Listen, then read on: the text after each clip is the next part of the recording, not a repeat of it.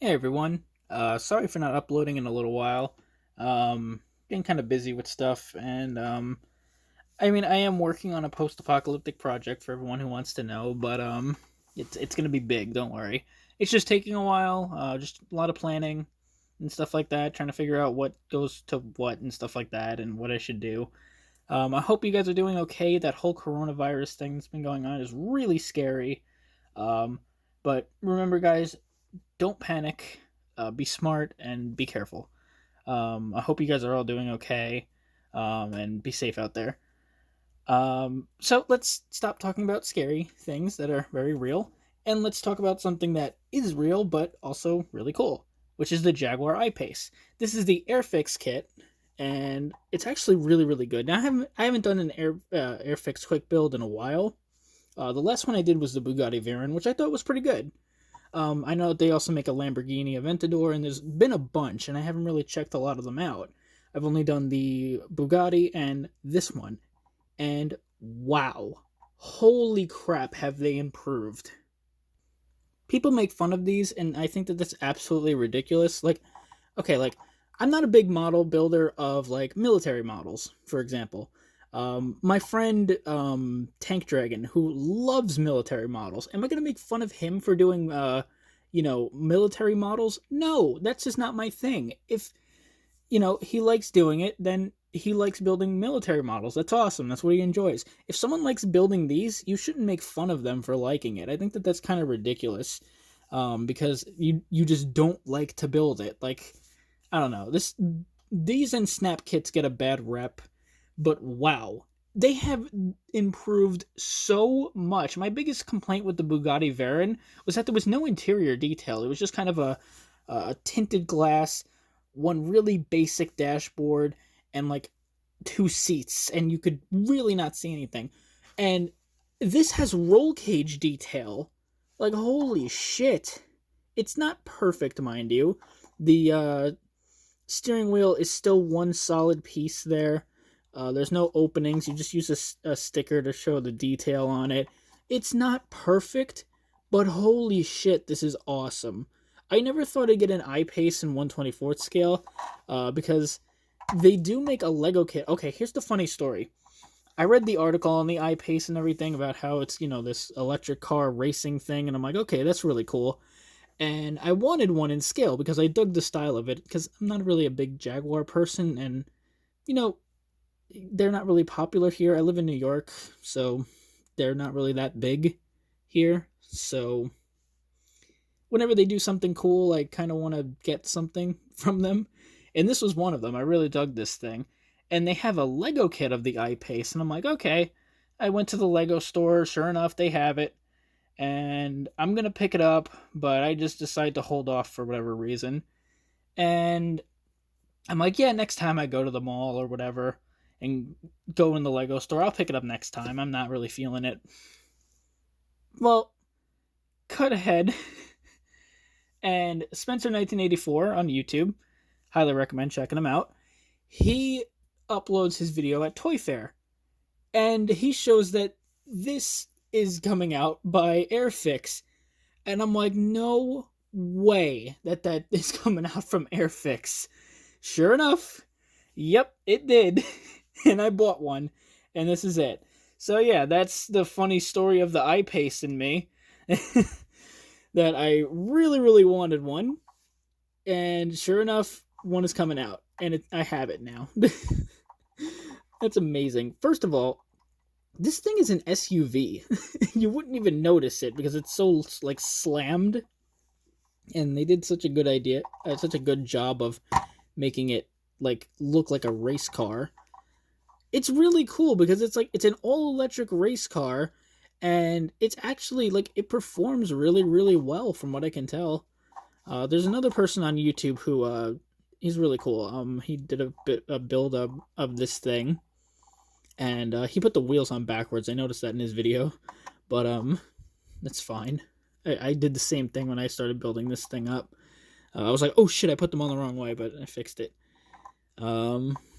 Pretty cool, dude. He did a build of this. But yeah, you would have no idea that this was a build-up kit. Look at how they did the bottom. Check that out. I love that. Airfix Quick Build and the Jaguar I-Pace E trophy. That is so cool. My only complaint is that this isn't as shiny as I'd like it to be, but I'm pretty sure if I knew how to do that future floor polish thing that HPI guy does, I could definitely fix that. But I don't have that, and nor do I really want to do that. I'm kind of nervous about it. But yeah. How crazy is that this thing has roll cage detail in a damn quick builds? That's incredible. I love this thing. Now, moving on to the next thing. Next up we have, wow, this is heavy, the Danbury Mint Generally. Now, this was a yellow Danbury Mint 1969 Dodge Charger that I commissioned someone to strip and repaint into a General Lee. Now, you might be saying to yourself, Mike, what the hell is wrong with you? You just had a Danbury Mint Charger stripped and repainted, and they don't make Danbury Mint Chargers anymore, or they're kind of, that whole company I think is just gone. What is wrong with you? Well, multiple things, but here's my reason. Number one is this wasn't a good charger. This charger was left outside of the box, missing all the paperwork, missing everything. It was kind of damaged, like parts were broken off and everything. Paint was kind of rough if I'm remembering correctly. And two, well, it's going to be kind of personal, but I don't really want to talk about that. Screw it. This was my dad's charger that he bought the diecast of. He didn't have a 69, he had a 70, but it looked kind of like his. And it was kind of triggering to leave it around, and it's not like he's getting this charger back, so I had it stripped and repainted, and I'm much more happy with it, and I'm much more comfortable with it being around now. So yeah, the person who did this, huge shout out to you, and if you're watching this video, my dude. He kept a lot of things intact, like that. The headlights still flip up and down. It's really, really cool. I'm not going to do it because it's kind of tedious and kind of like, I'm kind of scared it might break. He did a really good job of covering up that this was a yellow Charger at one point. Like, he did all that in black. Really, really cool. Look at that big ass Hemi in there. When my Mike character, the little circle dude, you've seen him, little blue guy. When he uses the General Lee, his has a 426, 572 Hemi with a Jericho clutchless 4-speed. I can't imagine how freaking fun that would be with like the like a Dana 60 rear end or something like that in this thing. Oh my god, that thing would be ridiculous, man. That much power in this thing. Oh my god. Okay, now here's where the more fun stuff begins. Now you might be saying to yourself, Mike, what the fuck happened to the back window? This is based off of the one from the 2005 movie. You can see that the fender there's a little bit damaged.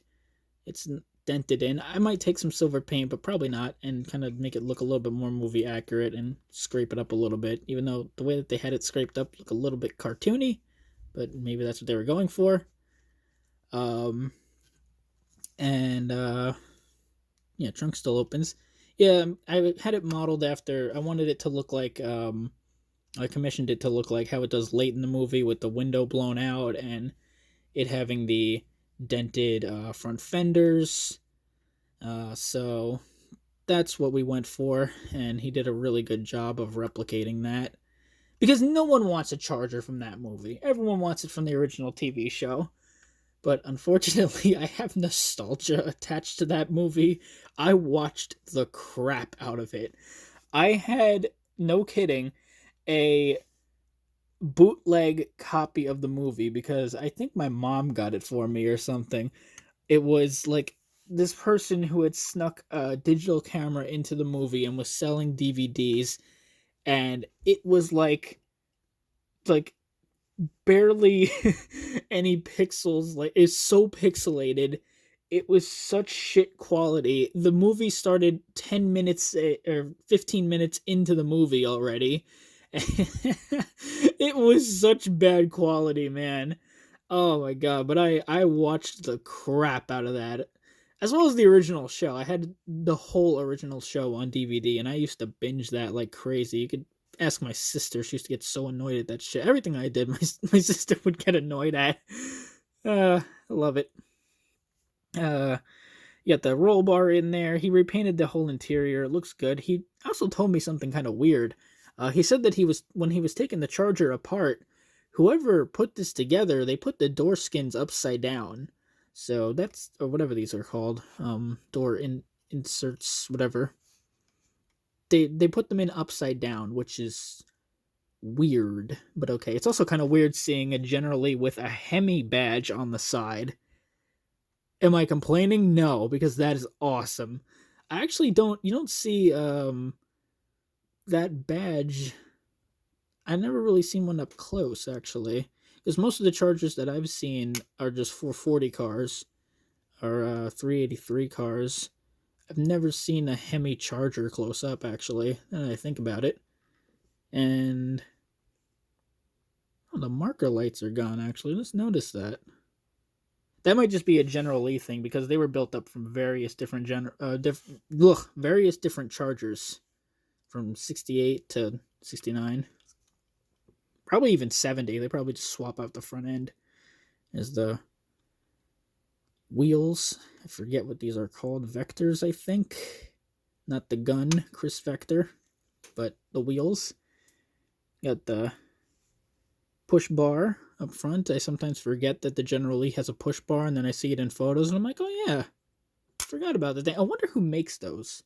Are they still in production? Probably not. You probably have to just fabricate them. But yeah, he did a really, really good job on this thing. This door likes to be a dick and doesn't like to close, but that was what this car was like beforehand, so blame it on Darren Mint. But yeah, huge shout out to him for building this Charger up for me, because he did a really, really good job. I love this thing. It literally sits on my desk now. I literally moved Suki's S2000 and replaced it with the General Lee. That was a big step for me because I love that thing. And it is now moved. Yeah. My voice just cracked in that last thing. I just paused it. I'm 23 years old. That's not good. Anyway, let me just go ahead and open up everything on this Charger. Yeah. Now, I think Danbury Mint did actually make a General Lee. They're very, very hard to find now. And you know what's kind of sad? There probably will never be anything else Dukes of Hazzard or General Lee related ever again. It's kind of a bygone era thing because this car is way too hot nowadays.